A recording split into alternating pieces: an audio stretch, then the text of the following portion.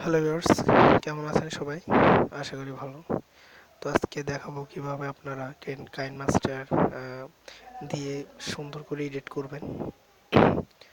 তো ফার্স্ট আমি কাইনমাস্টারে প্রবেশ করব।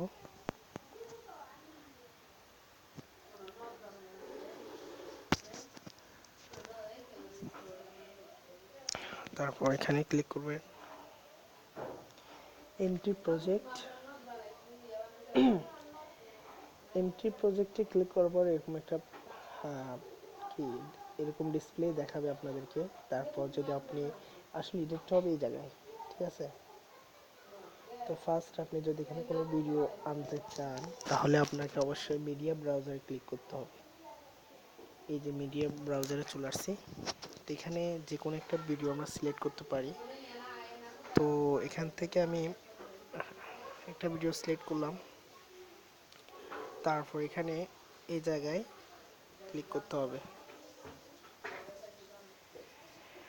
দেখুন ভিডিওটা একটু লম্বা হয়ে গেছে। তো এটাকে যদি আমি পুরো ডিসপ্লে নিতে চাই তাহলে ভিডিওতে ক্লিক করে এই যে এখানে ক্লিক করলে এরকম ফাংশন চলে আসবে। আসার পর এখানে রোটেট দেখতে পাচ্ছেন। তারপর এটাকে আমি লম্বা করে ফেলবো। দেখুন ভিডিওটি লম্বা হয়ে গেছে। দেখি চালাই দেখি কিরকম।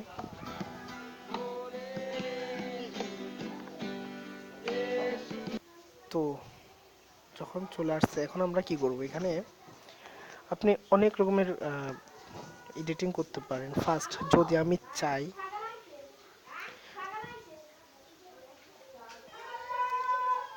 আমি চাই এই ভিডিওর সাউন্ডটা আমি একটু বাড়াবো, তাহলে ফার্স্টে এই ভিডিওতে ক্লিক করব। করার পর এখানে সাউন্ডের আইকন একটা দেখতে পাচ্ছেন, এই যে সাউন্ডে ক্লিক করবেন। করার পর এই যে এখানে দেখতে পাচ্ছেন আপনারা, এটাকে একদম বাড়িয়ে দিবেন।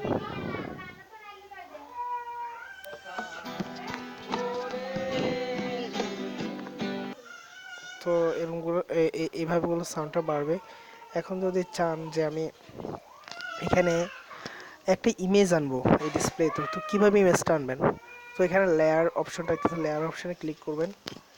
এই যে লেয়ার অপশানে ক্লিক করার পর এখানে অনেকগুলো অপশন আপনার দেখতে পাচ্ছেন। মিডিয়া, দেখি মিডিয়াতে কি পাওয়া যায়। মিডিয়াতে আমরা এখানে ভিডিও এবং পিক নিতে পারবো, ঠিক আছে? ভিডিও এবং পিকটা নিতে পারবো।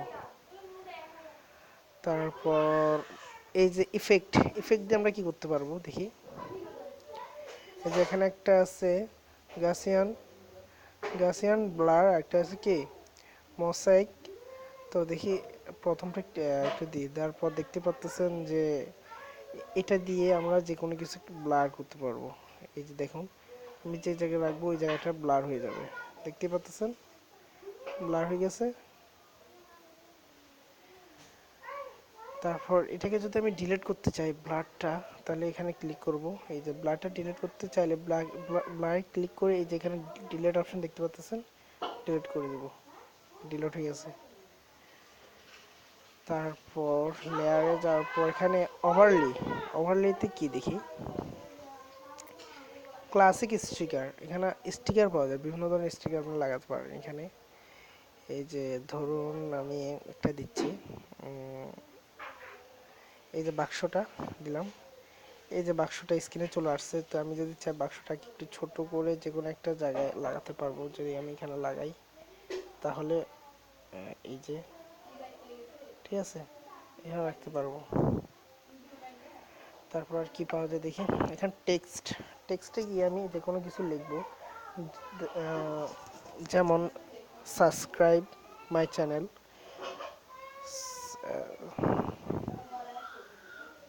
সাবস্ক্রাইব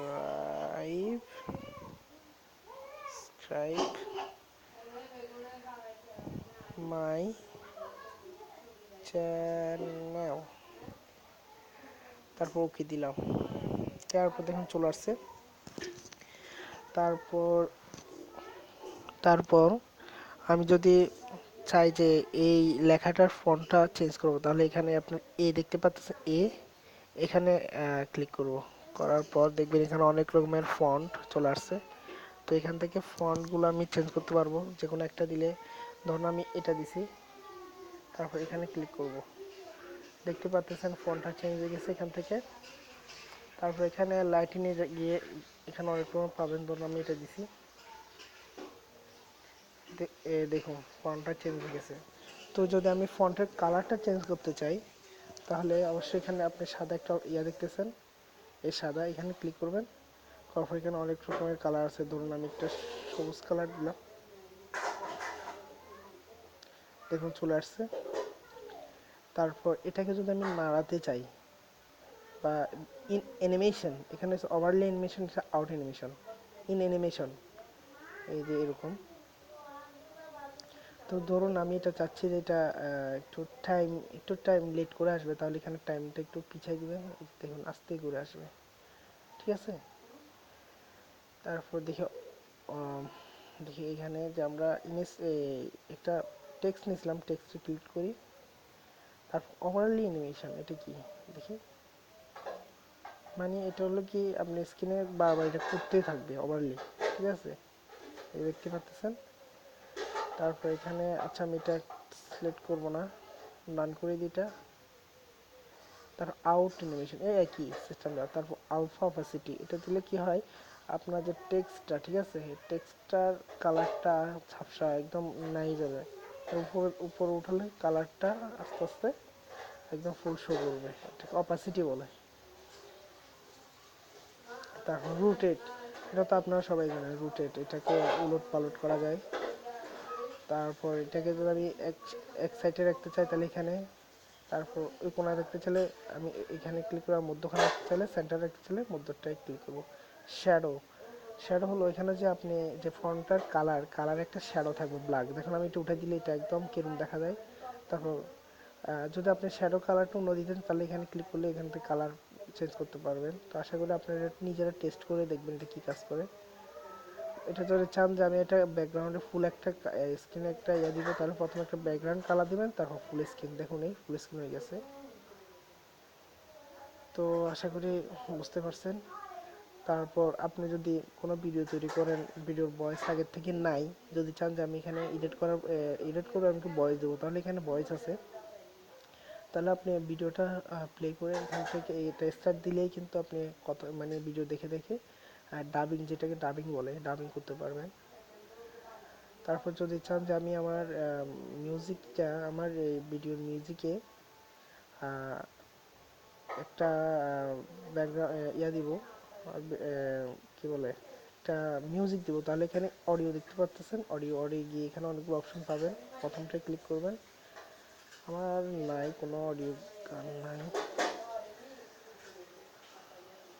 নাই। তা আপনাদের যদি থাকে তাহলে অবশ্যই আপনারা পিছনে ব্যাকগ্রাউন্ডে একটা মিউজিক লাগাতে পারেন। আশা করি এগুলো আপনারা বুঝতে পারবেন এডিট করার পর।